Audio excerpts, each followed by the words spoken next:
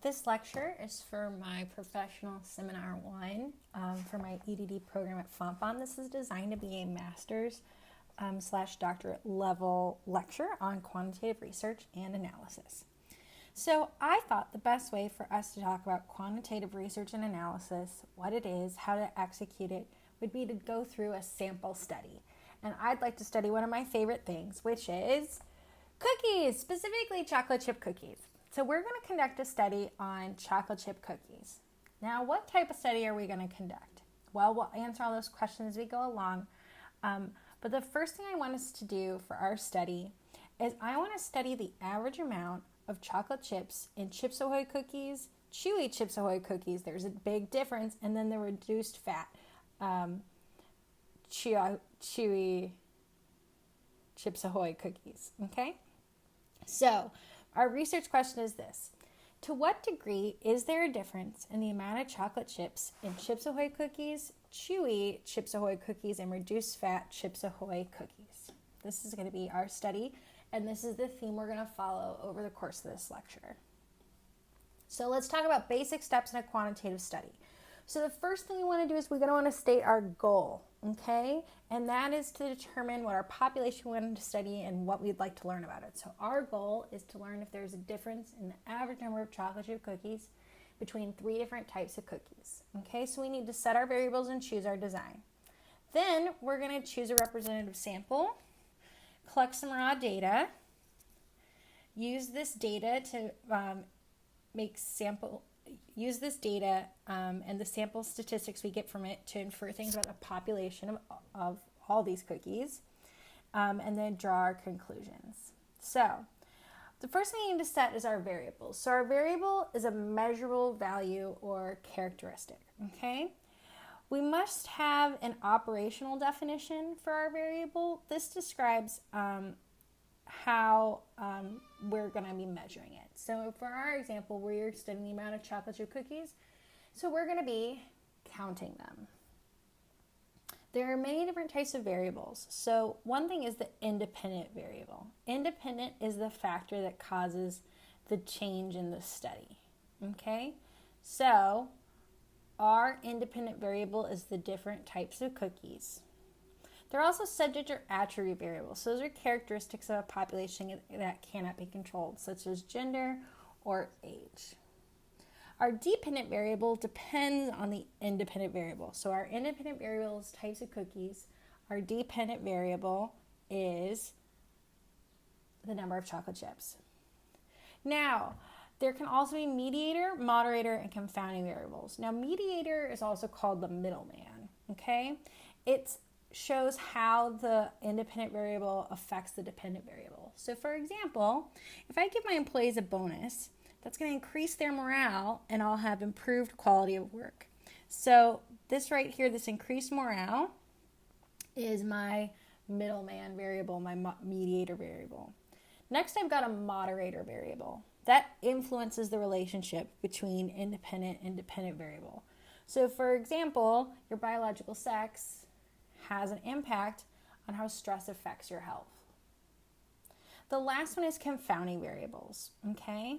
So these are factors other than the independent variable that can affect the dependent variable. Well, what does that mean? I think the best way to look at this is through an example.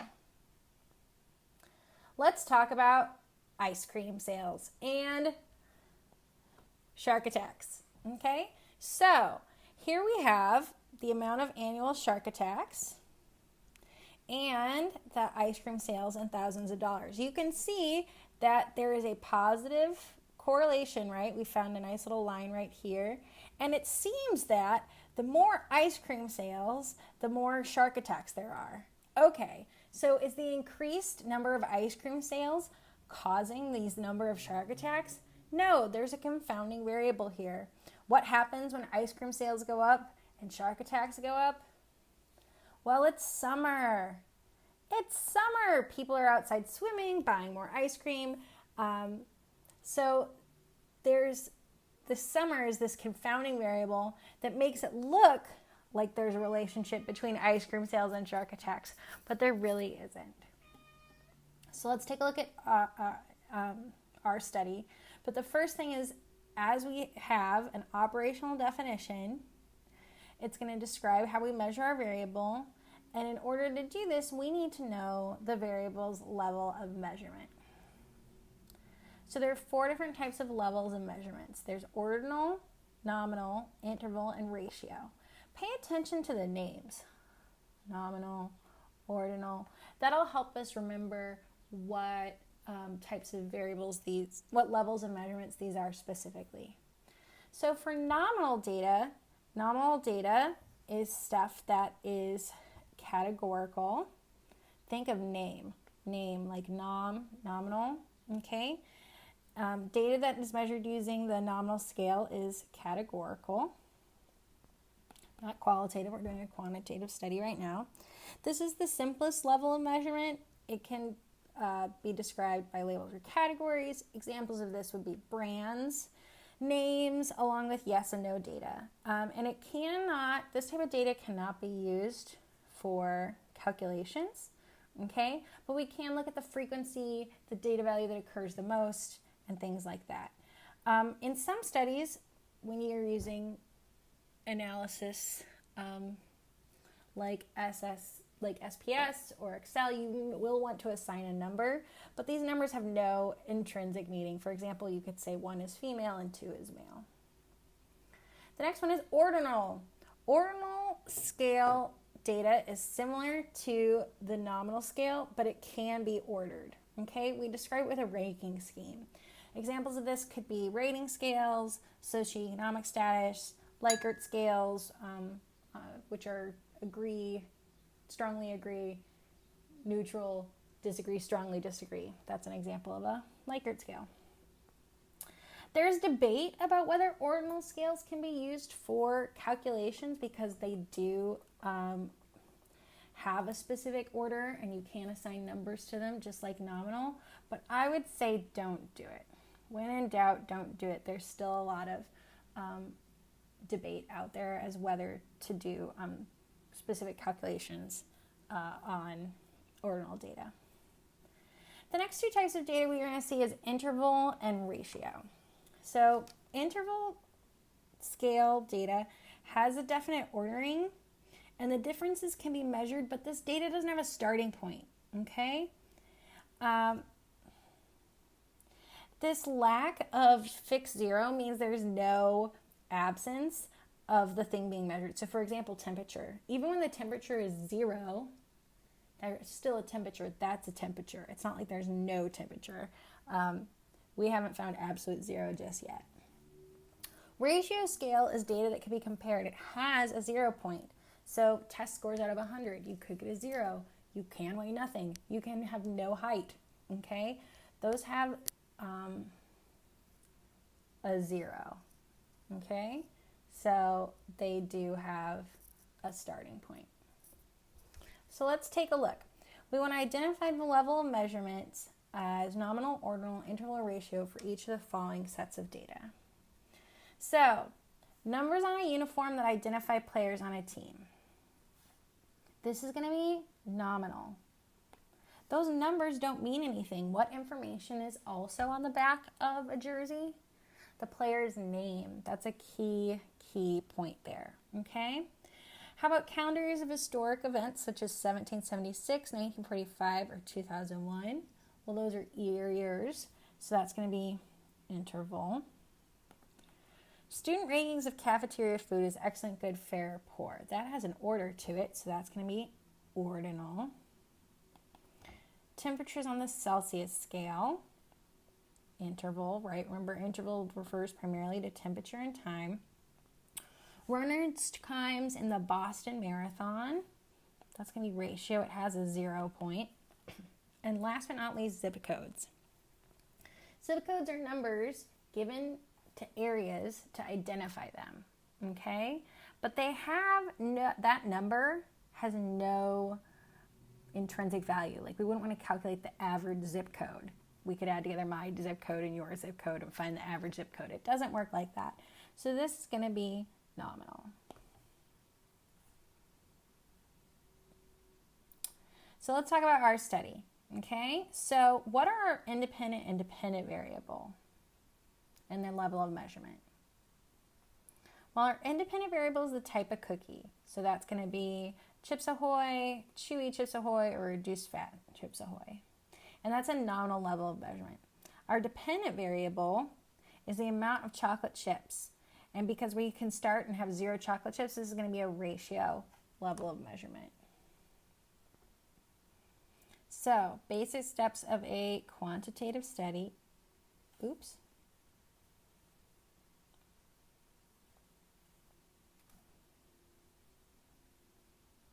Okay, so we've set our variables. The next thing we need to do is choose our design. So there are 3 different types of quantitative research design.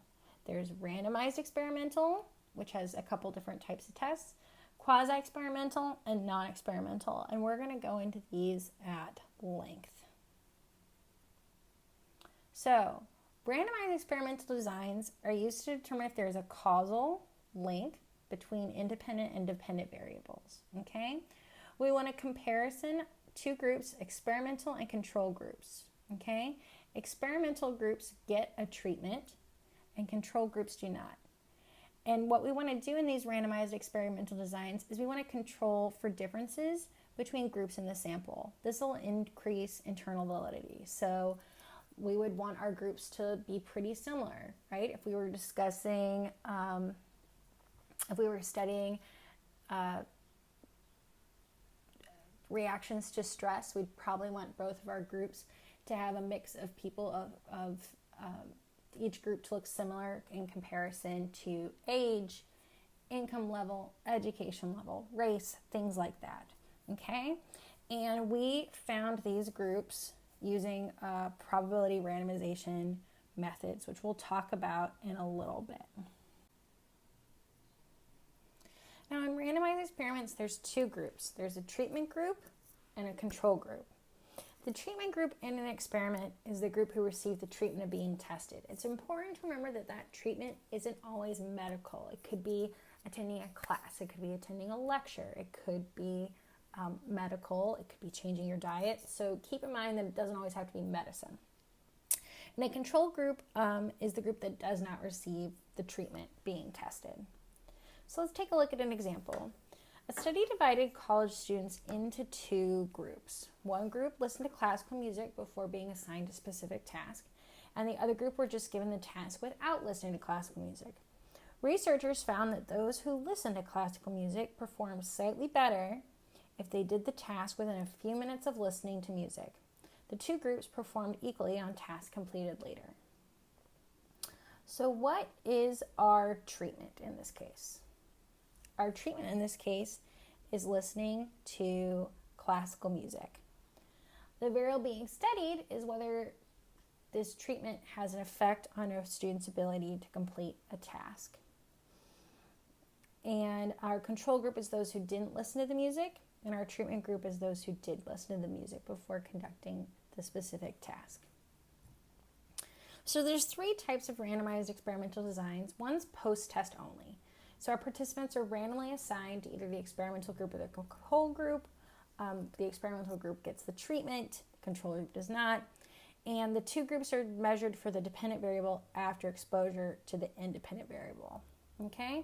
So for example, the polio vaccine, right? We had a control group and a non-control group for the polio vaccine.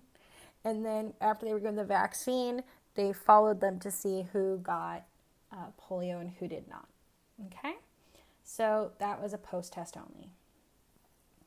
Pre-test and post-test only control groups are where both groups are pre-tested for the dependent variable and post-tested for the dependent variable. Okay, so we pre and post this. One example of this is math anxiety rating scales. That's what MARS stands for. A lot of students have math anxiety. So a lot of work is being done to design programs that lower students' math anxiety. So we pre-test those students and then post-test to see if their math anxiety level has been lowered.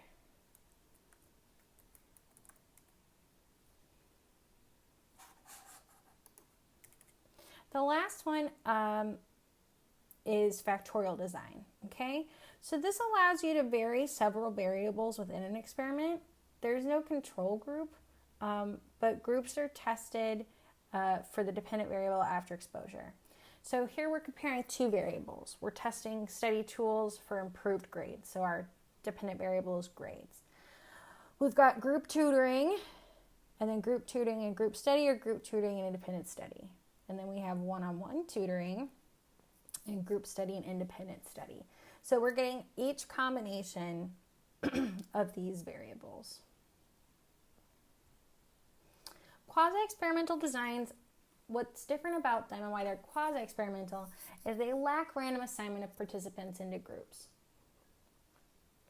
And do either our control group or our experimental group.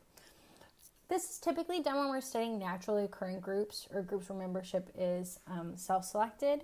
This means that the groups may not be initially equal or similar, right? Like if we wanted to compare freshmen, sophomores, juniors, seniors, or members of a club, or those enrolled in a specific class. Let's say everyone's taking English 101. Well, those classes might not be equal to the start. Some could have stronger students, some could have weaker students. So for that, we'd need a quasi-experimental design. There are two types of quasi-experimental designs. The first one is non-equivalent group design. Note, we can also pre-test and post-test or just post-test these groups. And it's called non-equivalent. It's called non-equivalent because the group could not be randomized. That's what makes it non-equal. And experimentals cannot control characteristics of participants because they're self-assigned. Like in our English 101 classes, we could have more males than females. We could actually have one class that has more English as a second language students and things like that. So a good example would be if we were testing out a new teaching method for 2 freshman statistics courses, okay? These students were not organized into these classes to have a nice even distribution. One could be mostly female, one could be mostly male, one could be full of STEM people who tend to be better at mathematics or feel more confident with mathematics. And then one group would get the teaching method and the other would not. So we still have a control, but the participants are self-assigned. Next, we've got time series design. Okay, so this is where participants are measured for observation of the dependent variable multiple times before and after treatment. So this design allows you to identify trends and change a dependent variable that may be attributed to the treatment. So let's think about like anger management. So I pre-test you a few times to see how angry you get. Maybe we observe you. Maybe we have you rate your scale. And then we have you go to an anger management class. Just one class. In this simple example of a study, I know typically you go to more classes. And then we see over time whether you are less angry or whether you go back to what your anger level was before. That would be a good example of a time series design.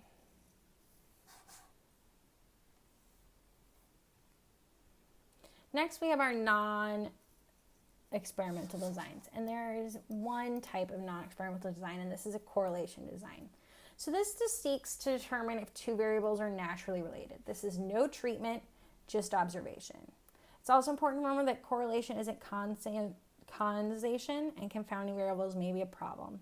So, for example, we could want to study if there's a relationship or a correlation between race and religion, or your age and emotional maturity level, or your education and income. There's no control group. We're just looking for a correlation, and we keep our confounding variables, moderator and mediator variables in mind. So let's go back to our study. Our study of chocolate chip cookies. What type of design would this be? Well, the design of this would be non-experimental, right? We're looking for the correlation between the type of cookie and the number of chocolate chips. So this is a non-experimental study. So we have chosen our design, we set our variables. Now we need to choose a representative sample from our population. But how would we go about doing that? There's 2 major ways. So the first thing I want us to know is that population is what we want to study. It's a collection of people, things, or objects. So if I wanted to study students, I would want to say the population of all students at four-year private universities, or all students enrolled at least part-time in community college, or a four-year college. You need to be really specific, okay? But the problem is when I want to do a study, if I wanted to study, for example, college students, I can't study all college students, right? That population is way too big. There's too many people in college. So in order to do that, we want to take a sample. And sampling is when we take a proportion or a subset of a larger population. And we study the sample to hopefully gain information about the larger population as a whole. And we want our sample to be representative so that the information we get really does reflect the true population. So, a main concern of statistics is how accurately a statistic estimates a parameter, okay? Population parameter, sample statistic.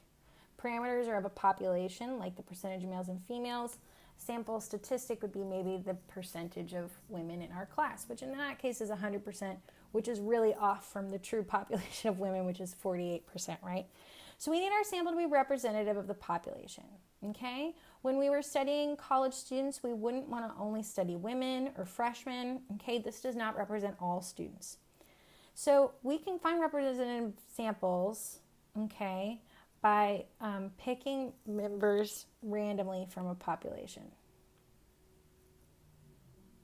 So, in probability sampling, each member of a population has the same probability of being picked. So, we could use simple random sampling. That tends to be everyone has an equal chance of being selected. So, one way could be to randomly generate phone numbers, or give everyone in our population a number and then randomly generate how many numbers we need in our study. Systematic sampling is a simple system, so we could choose every 5th person in our population or every 50th person in our population, depending how big our population is. For stratified sampling, what we want to do is keep in mind we're concerned about the differences between subgroups, okay? So we would first identify our strata and then draw proportional, simple random sample from each strata. So that would be freshman, sophomore, junior, senior. We could do strata, their age groups, income levels, education levels, any way to break down our population into strata.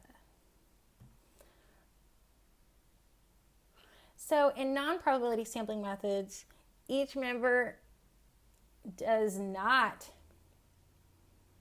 have, that's a great typo, each member does not have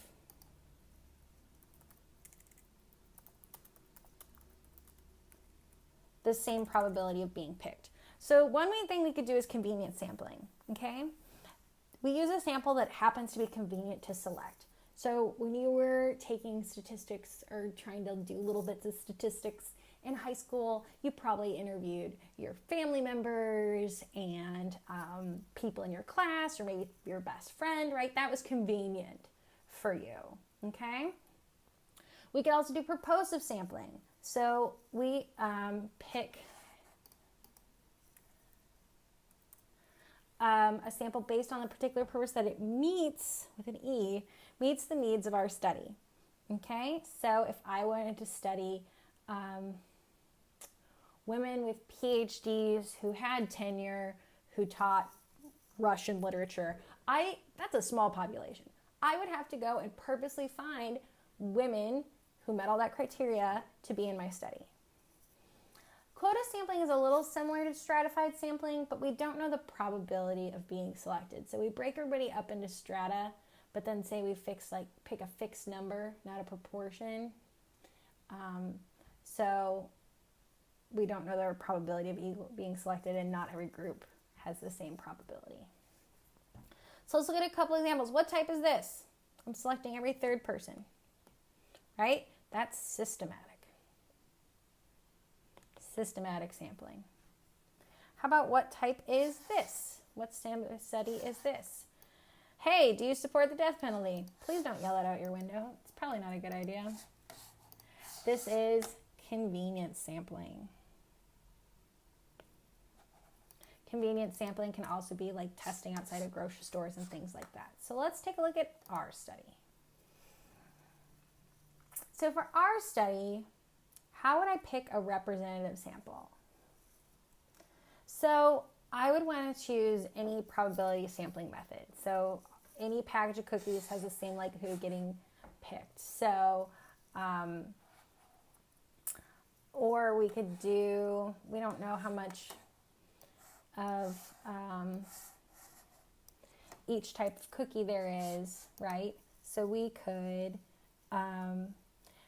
maybe just do a convenience sample, grab the cookies that are nearest to us. It originally said that we definitely want to use one where each cookie has the same probability of being chosen, but you know, that sounds like a lot of work to calculate how many of each types of cookies that they make and try and get each population. So let's just do convenience and we'll buy some cookies. So how do I determine my sample size? Okay, so the larger the sample size, the smaller your margin of error, okay? And the more likely you are to get true results. That's not positive results, but true results. For example, the population of the world is 48% female. Would our class be a good sample? You don't know that, but the class I'm doing this lecture for is all women, and the teacher's women. So the answer is no. We would not be a good sample. We'd need to go bigger. Maybe we could pick all of the people in my doctoral program. Well, no, that's still a bad representation because there's only 2 guys out of like 15 of us. Women strong. Okay, and then maybe we could look at all of my university in a whole, so all of Fontbonne, right? There's a table for determining what size you will need based on an alpha of 0.05, which we're going to talk about in a little bit, but that's on page 72. So let's talk about our study. So if we look at this table, we want a medium effect size for our one independent variable. And the table says we would need to have at least 55 be our sample size for the 0.05 significance level. So I say we buy 1 package of each cookies, and we're definitely going to have more than 60 cookies. So we'll just buy 1 package of each cookies. Now I want some cookies. Okay, so we have chosen a representative sample. We have gotten our design and variables. We had a goal. Now we're going to collect raw data from our sample. So once I have that data, I can use sample statistics to make inferences about the population, and then we'll draw conclusions. So now we're going to do steps 3 and 4. So descriptive statistics and inferential descriptions. Descriptive statistics' main goal is to summarize data. So for that, we could calculate frequency. We could calculate the mean, median, and mode. That's also called central tendency. Yes, I'm fixing typos as I go. We can study the variation. So variation is how much variation there is within a sample. So that would be the standard deviation or the range. The standard deviation tells us how close everything is to the mean on average, okay? And this can be easily calculated for you. You don't have to calculate this. We could also calculate percentile. So my test scores were in the 78th percentile, or my height is in the 50th percentile because I'm short. We use inferential statistics to draw conclusions about a population based on sample data. So we're trying to infer from our sample, hoping we have a good representative sample, things about our population. For this, we use hypothesis testing. Hypothesis testing, you have your null hypothesis, and you're trying to be able to reject or not reject your null hypothesis and your alternate hypothesis. Okay, and we can use many different methods for hypothesis testing and to prove significance.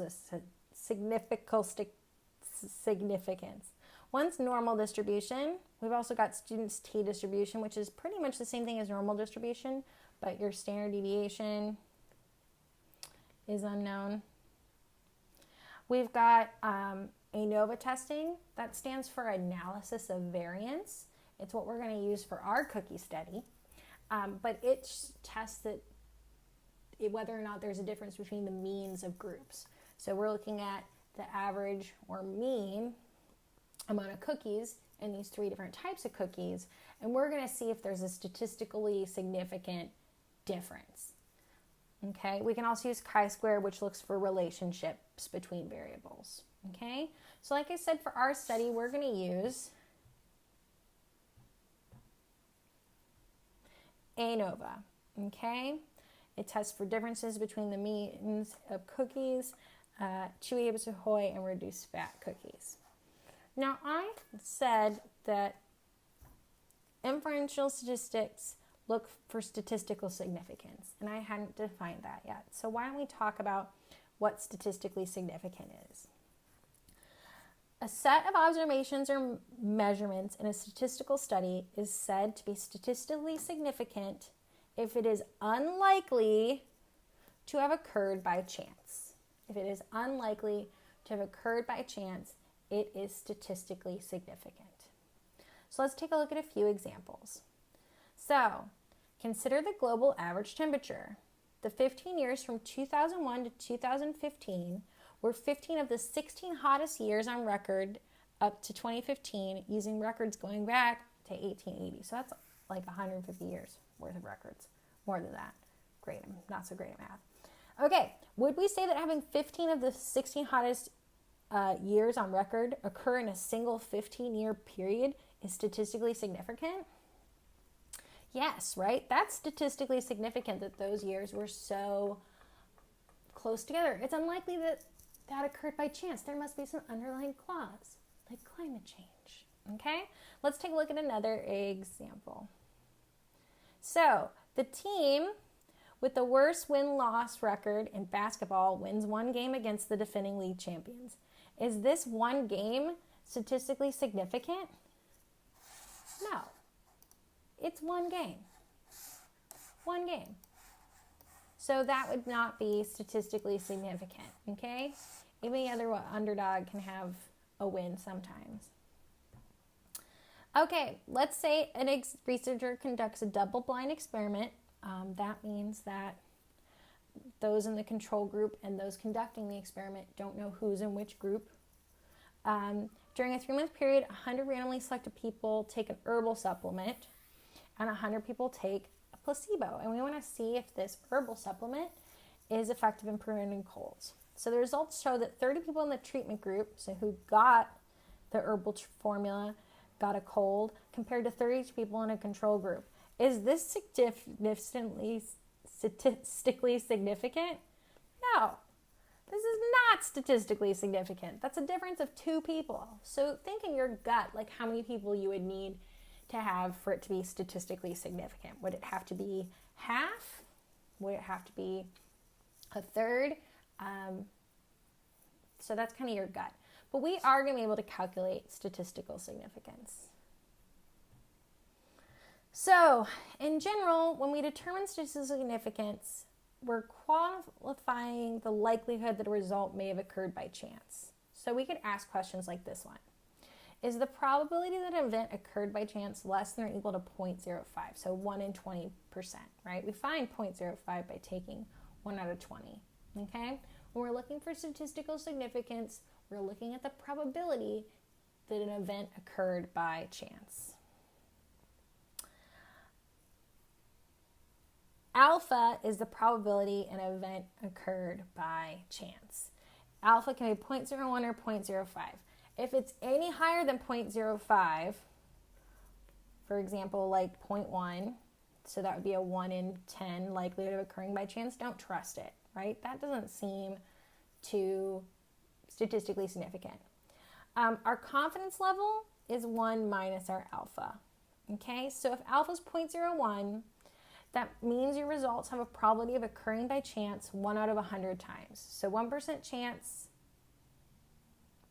that the occurrence is by chance, which means you're 95% confident that this event did not occur by chance. Okay, and we can do the same thing for 0.05.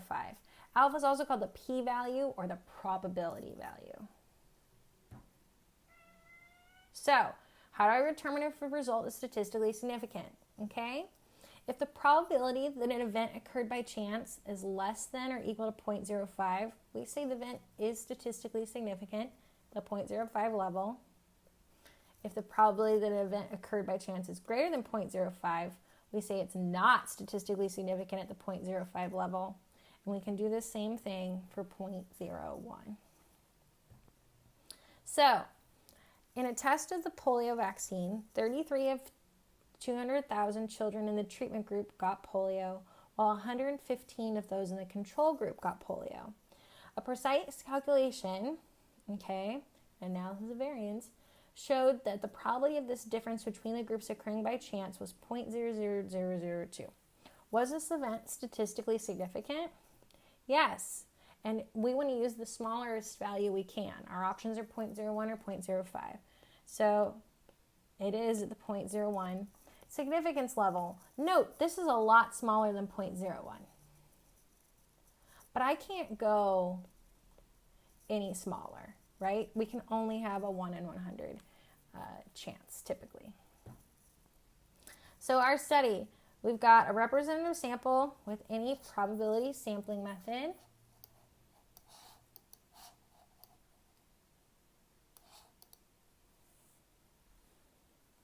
And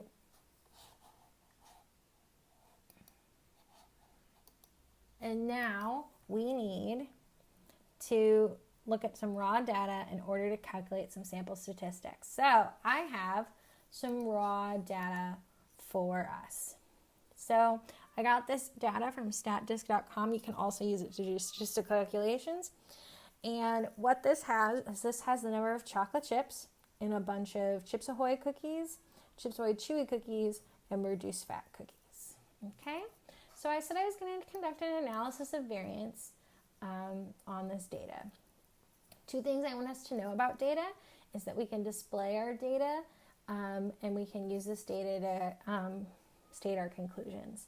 So what I did was using StatDisc, created a box plot of all the, from our 3 different types of cookies. So here we have our regular cookies,